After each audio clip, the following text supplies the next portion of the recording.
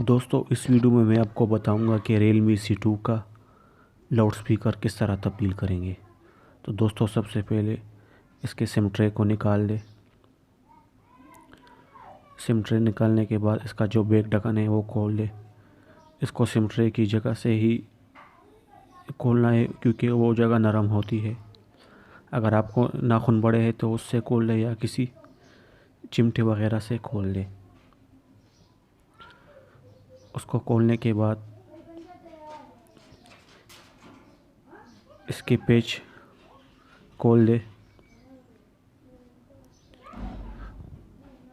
अगर आप सारे पेच खोलना चाहते खोल दे, वरना सिर्फ नीचे के ही खोल दे तो वही काफ़ी है।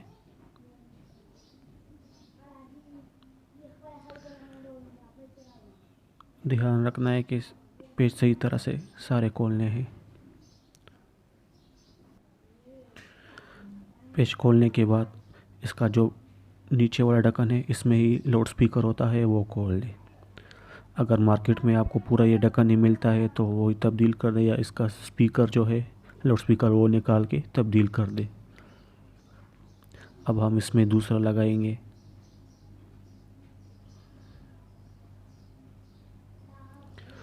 दूसरा लाउड स्पीकर लगाने के बाद इसके पेच दोबारा फिट कर दे।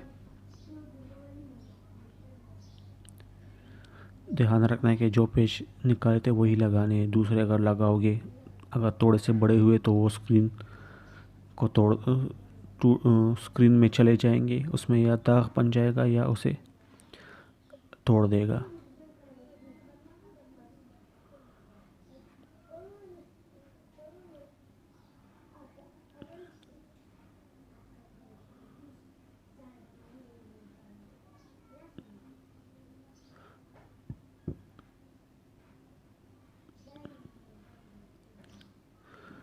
सारे पेच लगाने के बाद इसका बैक ढक्कन दोबारा फिट कर दे।